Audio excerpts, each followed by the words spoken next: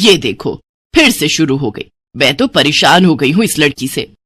क्या हुआ माँ, क्यों इतना गुस्सा कर रही हो? गुस्सा न करूं तो क्या करूं? हाँ, कब से आवाज लगा रही हूँ लेकिन इन मैडम को एक बार में सुनाई कहाँ देता है।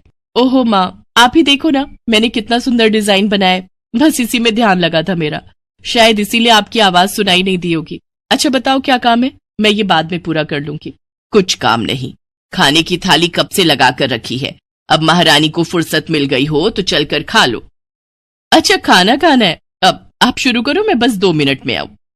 हाँ हाँ पता है तेरे 2 मिनट। इतना कहकर हिना की माँ सुमित्रा गुस्से में वहां से चली गई और फिर खाने की मेज पर। अरे क्या हो गया, इतने गुस्से में क्यों हो भाग्यवान?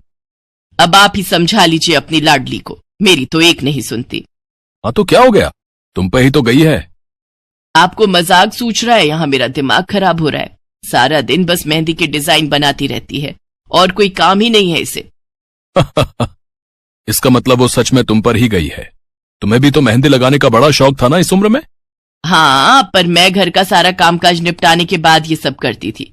अरे ये तो खाना पीना भी छोड़कर बैठी है। सुमित्रा अपने पति सुरेश से हिना की शिकायतें कर ही रही थी कि तभी हिना वहां आ गई। क्या बनाया माँ?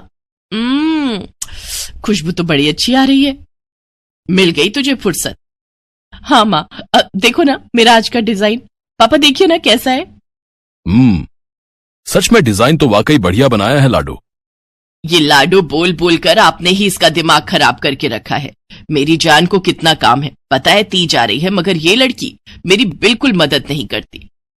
ओहो, आज सिर्फ खरी खोटी ही सुनाओगी या कुछ खाना भी मिलेगा भाग्यवान? सुरेश की बात सुनकर सुमित्रा की हंसी निकल गई और उसे हंसता देख सभी लोग हंसने लगे। हिना अपने माता पिता की अकेली संतान थी। हिना को बचपन से ही मेहंदी के नए नए डिजाइन बनाने का बड़ा शौक था। वो कागज पर रोज कुछ न कुछ नया बनाने की कोशिश करती और फिर उसे अपने या अपनी माँ के हाथों पर लगाती। हिना के कॉलेज की पढ़ाई भी अब पूरी हो गई थी, तो अब उसके लिए रिश्ते आने भी शुरू हो गए थे। अरे सुमित्रा कहाँ हो, जल्दी आओ। क्या हुआ जी? जरा इस फोटो को तो देखो, कैसा है लड़का? दिखने में तो बहुत ही बढ़िया है। हाँ, वो कानपुर वाले फूफा जी है ना, उन्होंने बताया इस लड़के के बारे में। अपनी हिना के लिए कैसा रहेगा? लड़का काम क्या करता है और परिवार में कौन कौन है? फूफा जी बता रहे थे कि कानपुर में इनका अपना कारखाना है, वहां ये अपना दोने पत्तल और डिस्पोजल वगैरह बनाते हैं। ये अच्छा पैसा कमा लेता है, फूफा जी की रिश्तेदारी में है। हाँ, पर उससे पहले ये फोटो एक बार हिना को तो दिखा दो, उसे लड़का पसंद आ जाए तभी बात आगे बढ़ानी चाहिए ना। अरे हाँ, ये भी सही कह रही हो। लाडो, ओ लाडो, अरे कहाँ है बिटिया? सुरेश ने फौरन जाकर कमल की फोटो हिना को दिखाई तो हिना को भी कमल पसंद आ गया। उधर कमल को भी हिना पहली ही नजर में भा गई और इस तरह से कुछ ही दिनों में कमल और हिना की शादी खूब धूमधाम से हो गई। शादी के बाद कमल और हिना अपनी गृहस्थी में बहुत खुश थे। फिर एक शाम। ये क्या लिख रही हो हिना? लिख नहीं रही हूँ, मेहंदी का डिजाइन बना रही हूँ। अच्छा, पर कागज पर क्यों? प्रैक्टिस तो रोज ही करनी होती है ना, तो इसीलिए कागज पर डिजाइन बनाती हूँ। अच्छा, अब जरा दिखाओ तो सही। अरे वाह, ये डिजाइन क्या सच में तुमने बनाया है? हाँ अच्छा है ना, अब मैंने और भी बनाकर रखे हैं, रुकिए मैं भी लेकर आती हूँ। हिना ने अपने बनाए सारे डिजाइन्स कमल को दिखाए जो कमल को बहुत पसंद आए और उसने हिना की खूब तारीफ की। सब कुछ अच्छा चल रहा था और ऐसे ही हंसी खुशी दिन बीत रहे थे। लेकिन फिर एक सुबह। हेलो, क्या हुआ राठी जी, इतनी सुबह सुबह फोन क्यों किया? सर आप जल्दी से आ जाइए, गजब हो गया, अपनी फैक्ट्री में आग लग गई है सर, सब कुछ जल गया सर, कुछ भी नहीं बचा सर, जल्दी आ जाइए आप। फोन पर अपने मैनेजर की बात सुनकर कमल के पैरों तले जमीन खिसक गई। फैक्ट्री पहुंचा तो देखा वाकई फैक्ट्री पूरी तरह से जल रही थी। तभी एक जलती हुई बड़ी सी लकड़ी कमल पर आ गिरी, जिसकी वजह से वो बुरी तरह झुलस गया। उसे फौरन अस्पताल पहुंचाया गया और यहाँ से सब कुछ बदल गया। फैक्ट्री के काम को बढ़ाने के लिए कमल ने हाल ही में कई सारी नई मशीनें लोन पर खरीदी थी। मशीनें तो नहीं बची, लेकिन लोन चुकाने के चक्कर में पहले कमल की गाड़ी बिकी और फिर घर।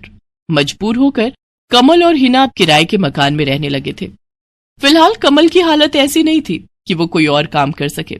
ऐसे में हिना ने घर चलाने का जिम्मा उठाया और वो घर घर जाकर औरतों के हाथों पर मेहंदी लगाने लगी। हालांकि इस काम से उसे बहुत कम पैसे ही मिल पा रहे थे, लेकिन हिना फिर भी पूरी मेहनत कर रही थी। क्या से क्या हो गया ना हिना, मैं किसी काम का नहीं रहा, हम बर्बाद हो गए।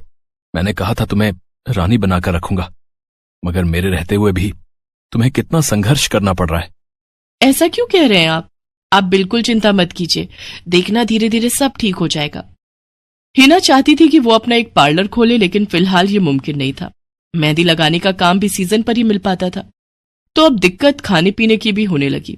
ऐसे में हिना ने एक सेठ के घर मेड का काम करना शुरू कर दिया। और फिर एक दिन, सुन, तुझे कोई मेहंदी वाली पता है क्या? क्यों मैडम?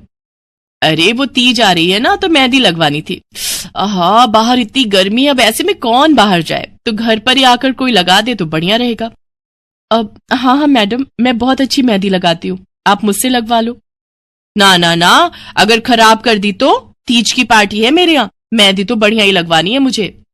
मैडम आप बिल्कुल चिंता मत कीजिए, और रुकिए, मैं अभी आपको कागज पर मेहंदी का डिजाइन बनाकर दिखाती हूँ, फिर आगे आप ही तय करना। इतना कहकर हिना ने फौरन एक कागज लिया और कुछ ही देर में उस पर एक बहुत ही सुंदर मेहंदी का डिजाइन बना दिया। और फिर, अरे वाह, ये तो सच में बहुत सुंदर है, बिल्कुल नया और बहुत ही खूबसूरत डिजाइन है। अब तो ये डिजाइन मेरे हाथ पर भी सेम टू सेम लगा देगी ना? हाँ मैडम, आप मुझ पर विश्वास कीजिए, मैं बचपन से ये करती आई हूँ। उस दिन हिना ने पूरे मन से अपनी मालकिन के दोनों हाथों पर मेहंदी लगाई। हिना ने जो डिजाइन बनाया था वो एकदम नया था और सुंदर भी। फिर अगले दिन, नमस्ते साहब, वो आपको कुछ? हाँ, मैं तुम्हारा ही इंतजार कर रहा था। ये कल शिवानी के हाथों पर तुम ही ने मेहंदी लगाई थी ना? जी साहब, मैंने ही लगाई थी। अब कोई गलती हो गई क्या मुझसे? नहीं, ऐसी कोई बात नहीं है, बस ये जानना था तुमसे कि मेहंदी का वो डिजाइन कहाँ से देखकर लगाया तुमने? कहीं से नहीं साहब, वो तो मैंने खुद से सोचा था, मैं कभी कहीं से देखकर डिजाइन नहीं बनाती। अच्छा, अगर ऐसा है तो जरा ये कागज और जरा इस पर एक मोर की थीम पर बेस्ड एक डिजाइन बनाकर दिखाओ, पर याद रहे डिजाइन बिल्कुल नया होना चाहिए। जी साहब, बस 2 मिनट दीजिए। हिना ने बस कुछ मिनटों के अंदर वो करके दिखा दिया, जिसे देखकर उसका मालिक साहिल मल्होत्रा हैरान रह गया। वाह, सच में कमाल है ये तो। अब तुमने डिजाइनिंग सीखी है क्या कहीं से? नहीं साहब, सीखी तो नहीं, लेकिन मुझे बचपन से ही शौक है मेहंदी लगाने का, तो बस इसीलिए। समझ गया। देखो हिना, तुम्हारा हुनर लाजवाब है और तुम्हें अपने इस हुनर को ऐसे बेकार नहीं जाने देना चाहिए। जी मतलब? तुम्हें पता है ना, मेरी फैक्ट्री में लेडीज कपड़ों के लिए कपड़ा बनता है, लेकिन काफी समय से मैं परेशान हूं क्योंकि सूट साड़ियों वगैरह के लिए मेरे पास नए डिजाइन की कमी पड़ गई है। लेकिन अब लगता है ये कमी नहीं रहेगी। बोलो, बतौर डिजाइनर मेरे लिए काम करोगी तुम? जी साहब, बिल्कुल करूंगी। ये हिना के लिए सपने के सच होने जैसा था। अब वो काम वाली बाई से एक डिजाइनर बन गई। वो साहिल की फैक्ट्री में बनने वाले कपड़ों के लिए हर रोज नए नए डिजाइन बनाने लगी, और इसके बाद साहिल के फैक्ट्री में बनने वाले कपड़े की डिमांड काफी बढ़ गई, और इसके चलते हिना को भी उसके काम की बढ़िया सैलरी मिलने लगी। हिना अब अपनी कमाई से न सिर्फ अपना घर खर्च चलाने लगी, बल्कि उसने शहर के बढ़िया डॉक्टर से कमल का इलाज भी कराया, जिससे कमल बहुत जल्दी ठीक हो गया और उसने भी काम करना शुरू कर दिया। पर इस सब में पूरा 1 साल बीत गया और एक बार फिर से तीज का त्योहार आया। देखिए तो कैसी लग रही हूं मैं? बिल्कुल चांद जैसी लग रही हो। हिना ने नई हरे रंग की साड़ी पहनी हुई थी, जो उसने खुद डिजाइन की थी, और वाकई वो उसमें बहुत ही सुंदर लग रही थी। हिना, तुम सच में बहुत बहादुर हो। मैं तो उस हादसे के बाद उठकर खड़ा ही नहीं हो पाता, लेकिन तुमने सब कुछ ठीक कर दिया।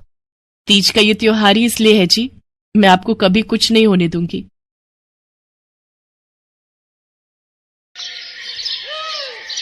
मीरा, ओ मीरा, चल तो जल्दी से आटा गूंथ दे, मैं फटाफट रोटियां सेक दूंगी। नहीं माँ, मैं नहीं गूंथ पाऊंगी, मैंने मेहंदी लगा ली है हाथ पर। क्या? सुबह सुबह तू फिर मेहंदी लगाकर बैठ गई? बड़ी मक्कार है सच में, काम में मदद ना करनी पड़े इसलिए जब देखो मेहंदी लगाकर बैठ जाती है। चल जल्दी से हाथ धोकर आ मेरे पास, मुझे काम पर जाने के लिए देर हो रही है। माँ बस आज कर लो ना, देखो ना मैंने कितनी मेहनत से कितना सुंदर डिजाइन बनाया है। लेकिन जैसे ही उसकी नजर मीरा के हाथों पर पड़ती है, उसका गुस्सा पल भर में गायब हो जाता है। वो मीरा से कहती है, अरे वाह मीरा, तूने तो बड़ी सुंदर मेहंदी लगाई है। हाँ माँ, वो शांति दीदी ने मुझे एक किताब दी थी कल, उसमें बड़े सुंदर सुंदर डिजाइन बने हैं, बस उसी में से देखकर लगाई है मैंने। सुंदर है ना? हाँ बहुत सुंदर है। अरे लेकिन मुझे तो ओफो, फिर लगा लिया ना तूने बातों में। पहले से ही देर हो रही है, ऊपर से तू भी मेहंदी लगाकर महारानी जैसे बैठ गई है। माँ, तुम इतना परेशान क्यों होती हो? 1-2 घंटे में जब मेरी मेहंदी सूख जाएगी तो मैं घर के सारे काम कर दूंगी। मीरा की बात मानकर कावेरी काम पर चली जाती है। वो एक बड़ी सोसाइटी के घरों में काम करती थी और इसी काम से कावेरी और मीरा का गुजारा चलता था।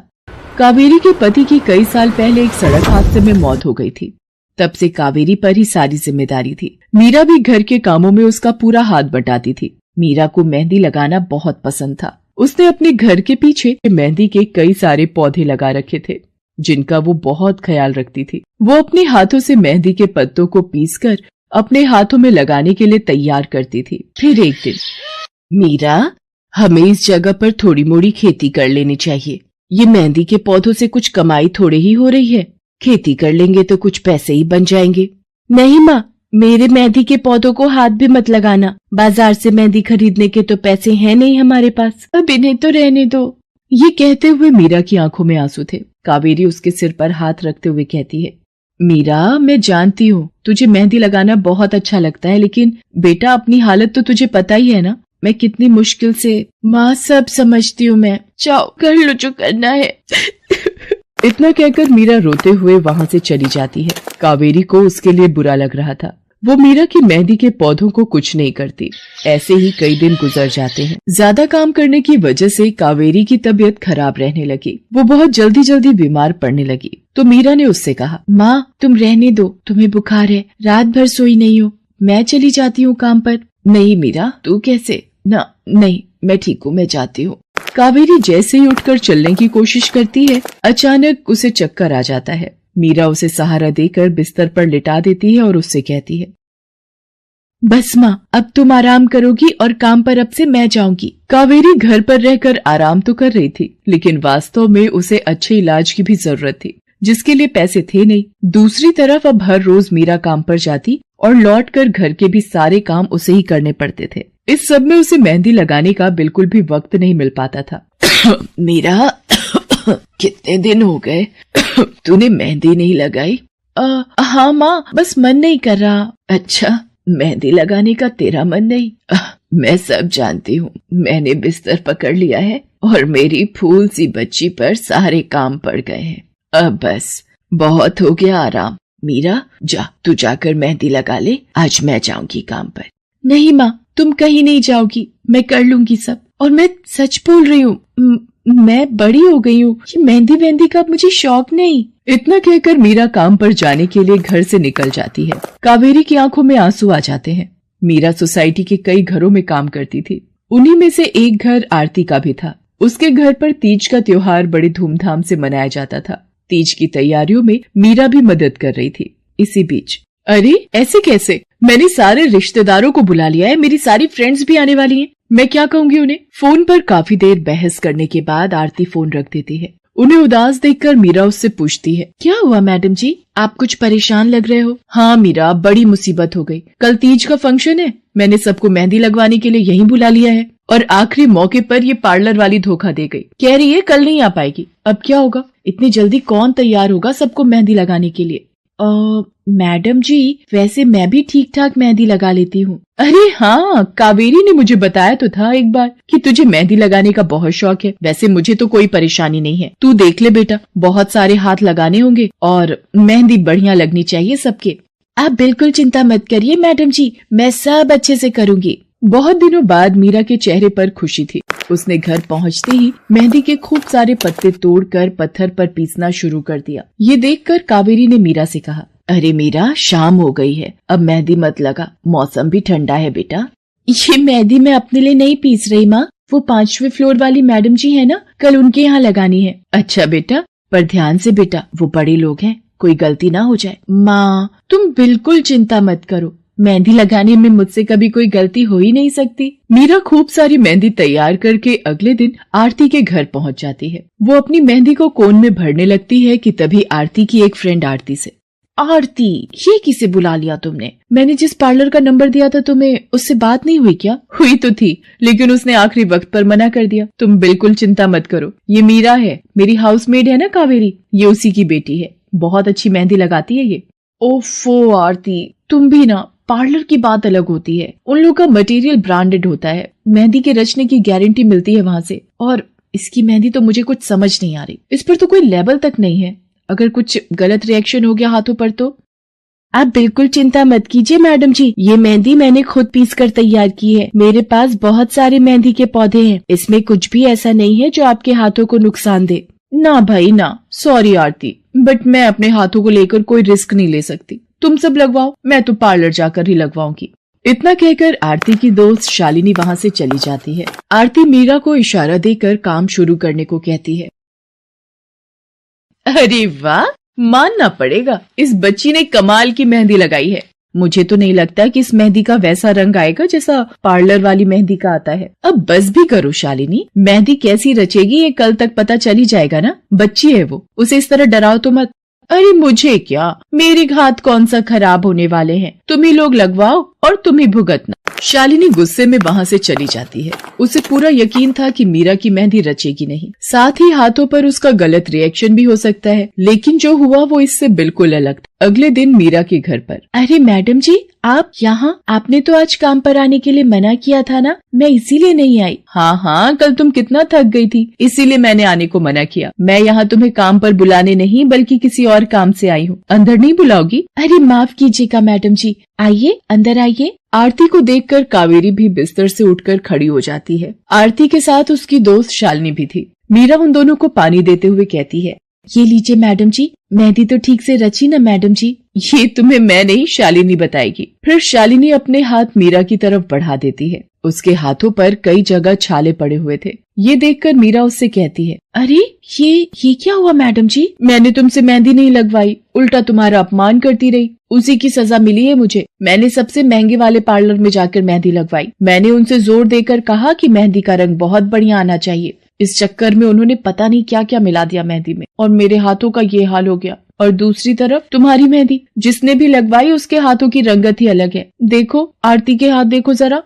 आरती ने अपने हाथ आगे बढ़ा दिए, जिन पर मीरा के हाथों से लगी मेहंदी का बहुत ही अच्छा रंग चढ़ा था। फिर आरती कावेरी के पास जाकर उससे बोली, बस कावेरी, ये झाड़ू पोछा और बर्तन बहुत करवा लिए तुमने मीरा से, ये अब वो करेगी जो इसे करना चाहिए। जी क्या मतलब मैडम जी? ये अब मेहंदी लगाएगी सबके हाथों पर। हमारी एक दोस्त का अपना ब्यूटी पार्लर है, उसे मीरा का काम और उसकी मेहंदी की क्वालिटी बहुत अच्छी लगी। वो मीरा को अपने यहाँ काम देना चाहती है, अच्छे पैसे भी देगी वो मीरा को, और तो और वहाँ रहकर मीरा पार्लर के दूसरे काम भी सीख पाएगी।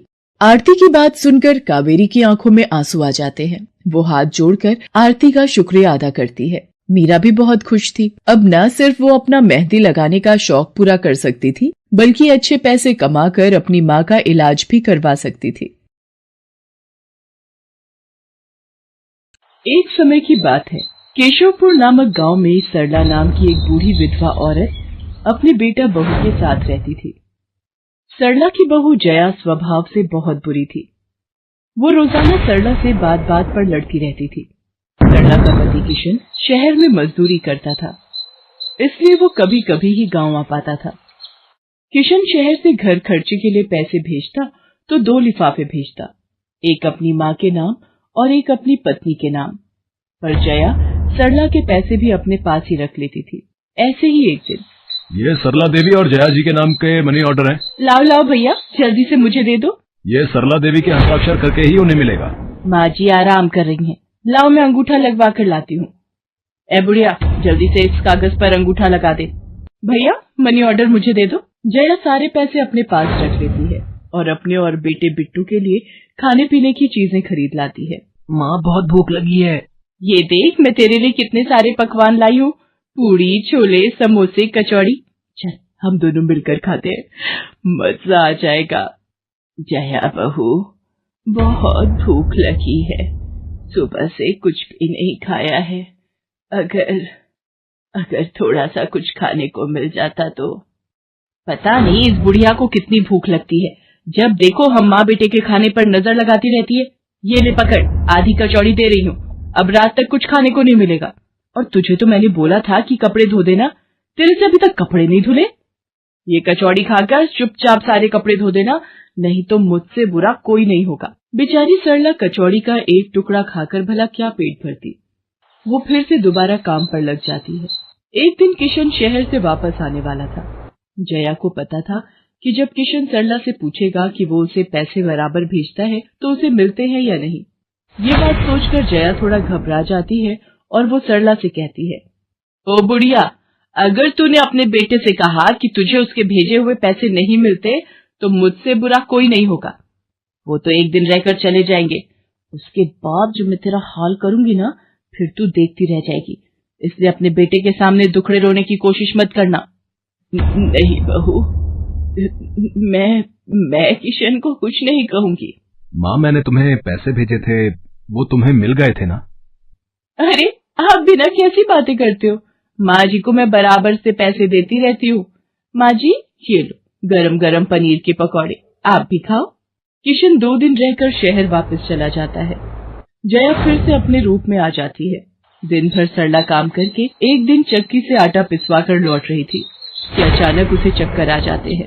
रिक्शा में जाती एक लड़की देख लेती है। भैया, इन्हें उठाने में मेरी मदद करो, बेचारी पता नहीं कौन है। सुमन, ये तेरे साथ कौन है?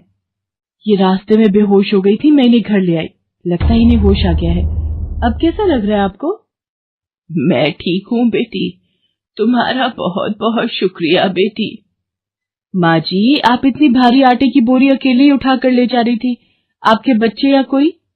सरला की आंखों में आंसू आ जाते हैं, वो रो पड़ती है। माँ जी, कोई परेशानी है तो आप हमसे कह सकते हो, मुझे लग रहा है आप बहुत परेशानी में हो। क्या करूं बेटी, मैं इस जीवन से हार गई हूँ। सरला के दुख का घड़ा फूट जाता है और वो सारा दुख सुमन और बाकी लड़कियों को बताती है। अब इस संसार में जीने की कोई इच्छा नहीं है मेरी। माँ जी, ऐसा मत सोचिए, आप जीवन से यूं निराश मत होइए। अब आप अपनी बहू के पास वापस मत जाना, आप यहाँ हमारे साथ रहो। बेटी, तुम बहुत अच्छी हो, भगवान तुम्हारा भला करे। तुम लोग यहाँ गांव में रहती हो क्या? जी माँ जी, हम मेहंदी वाली हैं, हम लोग मेहंदी लगाने का काम करती हैं और आसपास के गांव और शहरों में मेहंदी लगाने जाती हैं। क्या मैं भी ये काम सीख सकती हूँ? क्यों नहीं, बिल्कुल, और ये तो बहुत अच्छी बात है, हमारे ग्रुप में आप भी जुड़ जाओगे, मैं आपको मेहंदी लगाना सिखाऊंगी। सरला अब उन लड़कियों के साथ ही रहने लगी और कुछ ही समय में वो बहुत अच्छी मेहंदी लगाना सीख गई। इधर जया सरला के कुछ दिन तक वापस न आने से घबरा जाती है। ये बुढ़िया इतने दिनों से कहाँ गायब है, मुझे तो कोई खोज खबर नहीं है। बिट्टू के बापू ने हम सबको अचानक शहर बुलाया है, वहां जाकर अब यही बोलना पड़ेगा कि बुढ़िया की तबीयत खराब थी इसलिए नहीं ला सकी। जया बिट्टू को लेकर किशन के पास शहर पहुंचती है। क्या हुआ जया, माँ तुम्हारे साथ नहीं आई? वो माँ जी की तबीयत कुछ ठीक नहीं थी, इसलिए मैंने उन्हें बोला कि वो गांव में ही रहें, बेकार में सफर करती तो उनकी तबीयत और खराब हो जाती। पर तुमने मुझे अचानक क्यों शहर क्यों बुला लिया? अरे वो हमारे सेठ जी की लड़की की शादी है, इसलिए उन्होंने बोला कि कोई ऊपर के कामों के लिए मिल जाए। मैंने सोचा तुम्हें बुला लेता हूँ, और माँ भी थोड़े दिन के लिए मेरे पास रह लेगी। चलो कोई नहीं, मैं तुम्हें मालकिन से मिलवा देता हूँ। देखो किशन, शाम को मेहंदी का समारोह है तो काम अच्छे से निपटाने हैं, जितने भी मेहमान आएंगे उनके स्वागत में कोई कमी ना होने पाए। आप चिंता मत करो मालकिन, सब हो जाएगा।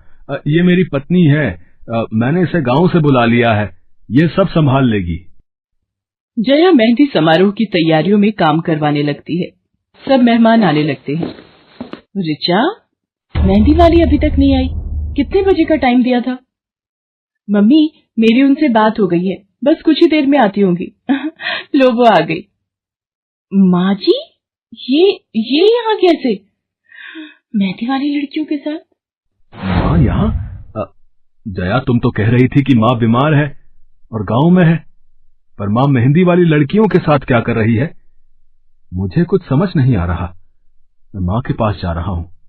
माँ, तुम यहाँ इन सबके साथ? किशन बेटा, आप मेरे साथ इधर आइए, मैं आपको सब बताती हूँ। ये लड़की इनको सब कुछ बता देगी। शायद आप नहीं जानते हैं, आपकी पत्नी ने आपकी माँ पर बहुत जुल्म किए हैं, इसीलिए ये बेचारी अपना घर छोड़कर हमारे साथ रहने को मजबूर थी। सुमन किशन को सारी सच्चाई बताती है। सरला की आंखों में आंसू आ जाते। किशन सबके साथ जब घर आ जाता है। जया, तुम्हें शर्म आनी चाहिए, तुमने मेरी माँ के साथ इतना बुरा व्यवहार किया। तुम्हारी वजह से मेरी माँ दर दर भटक रही है। अब तुम मेरे साथ एक पल भी नहीं रहोगी। बिट्टू को मैं पाल लूंगा। अभी के अभी अपने मायके निकल जाओ। ऐसा मत कहो, मैं आप लोगों के बिना कैसे रहूंगी। मुझे माफ कर दो, मुझे माफ कर दो, मेरे से गलती हो गई। माँ जी मुझे माफ कर दो। किशन बेटा, मैं किसी से भी नाराज नहीं हूँ। जया बहू को माफ कर दे। गलती इंसान से ही होती है बेटा। मैंने जया बहू को माफ कर दिया। किशन जी आप चिंता मत कीजिए, आपकी माँ जी अब हमारे साथ ही काम करेंगी। उस दिन के बाद जया ने अपना व्यवहार बदल लिया। सरला ने मेहंदी लगाना नहीं छोड़ा। वो अपनी मेहंदी लगाने के काम को करती रही। जया को अपनी गलती का एहसास हो गया था। अब वो भी सरला की बहुत देखभाल करती थी। संध्या की बुआ जो कि दिल्ली में रहती थी, वो उसके लिए एक अच्छे घर का रिश्ता लेकर आई थी। देखो भैया, मेरी इतनी जान पहचान तो नहीं है लड़के वालों से, पर इतना जानती हूँ अड़ोस पड़ोस में कहीं पूछोगे तो लोग अच्छा घर ही बताएंगे। ठीक है सुमन, अगर तुम कहती हो तो लड़के वालों को एक बार बुला लेते हैं। अब संध्या भी लड़के को देख लेगी। संध्या की बुआ लड़के वालों से अपने तरीके से बात कर लेती है और कुछ दिनों बाद संध्या की शादी विपुल नाम के लड़के से हो जाती है। पता नहीं इस काम वाली को छुट्टी लेकर गांव अभी जाना था। उसे पता था शादी वाला घर है, नई नवेली दुल्हन आएगी तो घर में 100 काम होंगे, फिर भी बिना बताए गांव निकल गई। अब मैं दूसरी काम वाली इतनी जल्दी कहाँ से ढूंढूंगी। राजेश्वरी, एक प्याली चाय दे दो तो बड़ी मेहरबानी होगी। सुबह से एक प्याली चाय भी नहीं मिली है। तुम्हें तो जब देखो चाय पीने की पड़ी रहती है। पता भी है एक बर्तन नहीं है धुला हुआ जिसमें तुम्हारी चाय बना दो। ढेरों बर्तन रसोई में पड़े हैं झूठे। माँ मैं कॉलेज जा रही हूँ, तुम मुझे ये मत कहना कि मैं छुट्टी कर लूँ और तुम्हारे साथ घर का काम करवाऊँ। मेरा आज बहुत बड़ा प्रोजेक्ट सबमिट होना है, इसलिए मैं तो कोई काम नहीं कर सकती। ये लो, अब इसे भी अभी कॉलेज जाना था। अब मैं क्या करूं, कुछ समझ नहीं आ रहा। संध्या की सास राजेश्वरी अभी काम वाली को लेकर परेशान हो ही रही थी। तभी संध्या राजेश्वरी की सारी बातें सुन लेती है और रसोई में जाकर बर्तन धोने लगती है। अरे संध्या बहू, तुम ये रसोई में क्या कर रही हो? हटो हटो हटो, ये झूठे बर्तन तुमसे थोड़ी करवाऊंगी। अभी तुम्हारे हाथों की मेहंदी भी नहीं उतरी।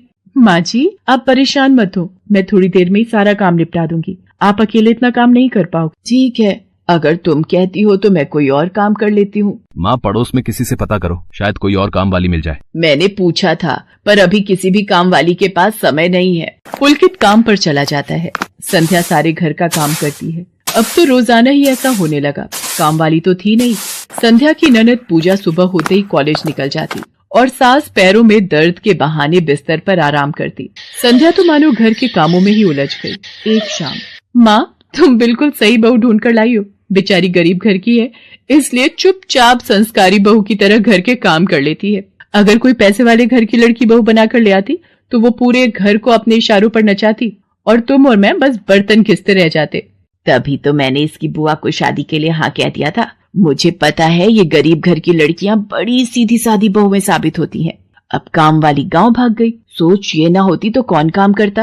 राजेश्वरी, तुम दोनों माँ बेटी को तो संध्या बहू का शुक्रगुजार होना चाहिए। बेचारी ने आते से ही पूरा घर संभाल लिया। ऐसे ही दिन बीत रहे थे। संध्या सभी घर वालों की देखभाल का पूरा ध्यान रखती थी।